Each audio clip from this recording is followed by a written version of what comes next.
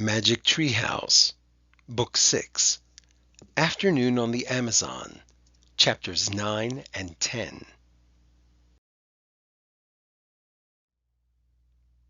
Chapter 9, The Thing.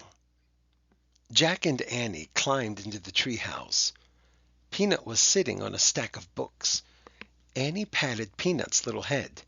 "Thanks," she said softly. "I have to write some notes about the rainforest," said Jack. "You find the Pennsylvania book." Annie began searching for the Pennsylvania book, the book that always took them home. Jack pulled out his notebook. He had wanted to take lots of notes here, but all he had written so far was, "The Amazon rainforest is."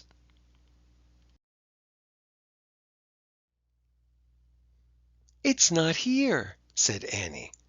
"What?" Jack looked up. He glanced around the treehouse. Annie was right. The Pennsylvania book was nowhere in sight. "Was it here before we left home?" said Jack. "I don't remember," said Annie. "Oh, man," said Jack. "Now we can't get back to Frog Creek." "That means we'll be here when the vampire bats come out," said Annie. Something came flying through the treehouse window. "Ah!" Jack and Annie hid their heads. Thud.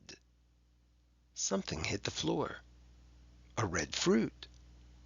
Jack looked up. The monkey was sitting in the window.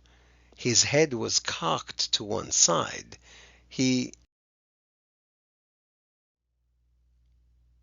seemed to be grinning at them. "You're safe," said Annie. "Thanks for saving us," said Jack. The monkey just grinned. "I have just one question," said Annie. She pointed at the fruit. "Why do you keep throwing those at us?" The monkey grabbed the fruit. "No, don't throw it," said Jack. He ducked. But the monkey didn't throw the fruit. He held it out to Annie. He moved his lips as if he were trying to say something.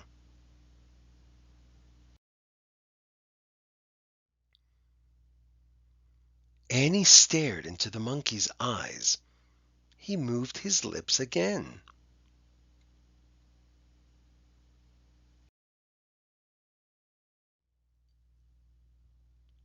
"Wow," Annie said softly.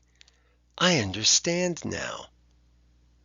"Understand what?" said Jack. Annie took the fruit from the monkey. "This is it," she said. "The thing we need." "What thing?" said Jack. "One of the special things we're supposed to find for Morgan," Annie said, "to free her from the spell." "Are you sure?" said Jack. Before Annie could answer, Jack saw the Pennsylvania book.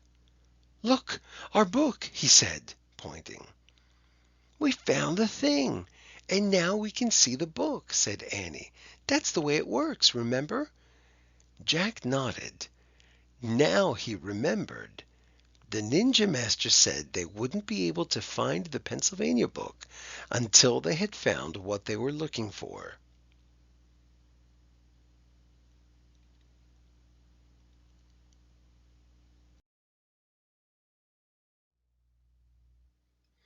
The monkey screeched with laughter. Jack and Annie looked at him. He was clapping his hands together. Annie laughed with him. "How did you know to give this to us?" she said. "Who told you to do that?" The monkey just waved at Jack and Annie. Then he turned and swung away out of the treehouse. "Wait!" said Jack, looking out the window. Too late. The monkey was gone. He had vanished below the treetops. "Goodbye," called Annie. A happy screech came from the mysterious world below. Jack sighed. He picked up his notebook again. He looked at his writing. "The Amazon rainforest is—" He had to write something before they left. He quickly added, "amazing." Jack put away his notebook. Annie picked up the Pennsylvania book. "Now it's really time to leave," she said. She turned to the picture of the Frog Creek woods. "I wish we could go there," she said, pointing at the picture. The wind started to blow. The leaves began to tremble. The treehouse began to spin. It spun faster and faster. Then everything was still. Absolutely still.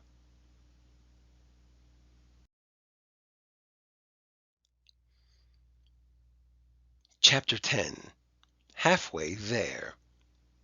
Squeak! Jack opened his eyes. Peanut was on the treehouse window sill. "We're home," said Annie. Jack breathed a sigh of relief. Annie held the fruit up to the afternoon light. "What exactly is this?" she asked. "Maybe it's in the book," Jack answered. He pulled out the rainforest book. He flipped through the pages. He came to a picture of the red fruit. "Here it is," he said. He read out loud. "The mango has a sweet taste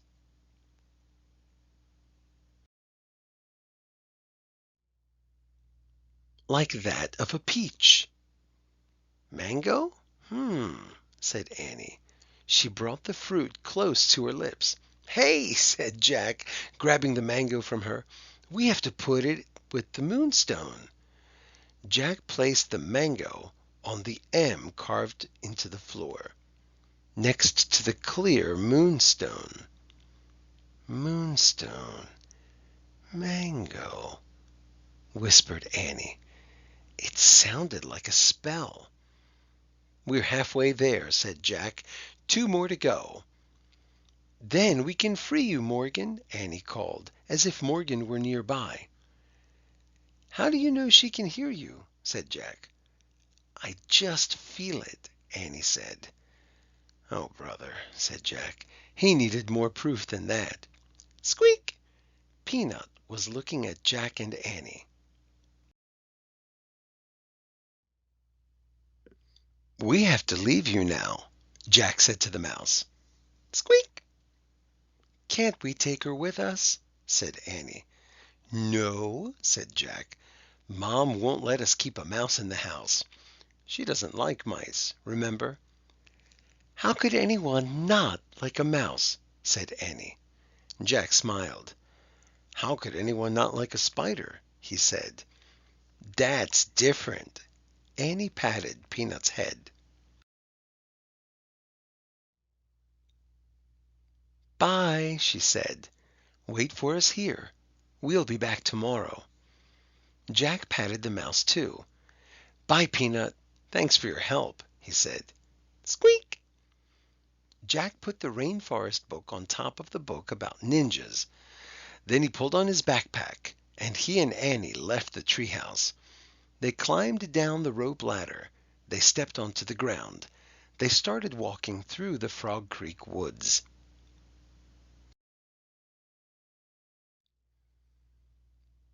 Leaf shadows danced in the light. A bird called out. "These woods are very different from the rainforest," Jack thought. "There are no jaguars or army ants here," he said. "No little monkeys?" "You know, that monkey was never being mean," said Annie. "He was just trying to give us the mango." "I know.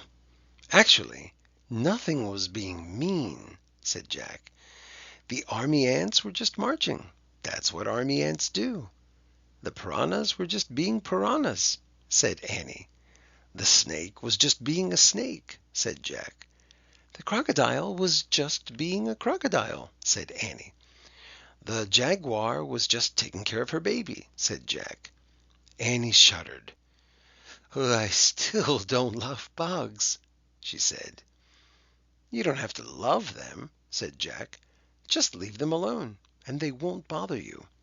In fact, that's true about the whole rainforest." Jack thought everyone should just leave it all alone. Who cares if the bugs don't have names? He said softly. They know who they are. Jack and Annie stepped out of the Frog Creek woods. They started walking up their street. It was lit with a golden light. "Race you," said Annie. They took off running. They ran across their yard. They raced up their steps. "Safe!" they shouted together, tagging their front door.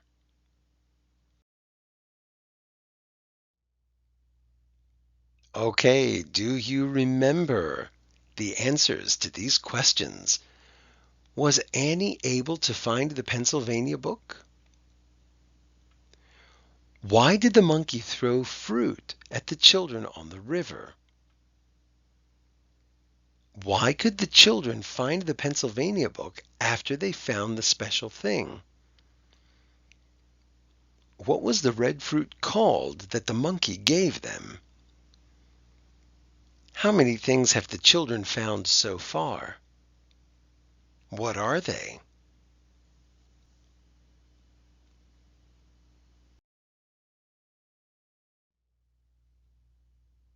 The end.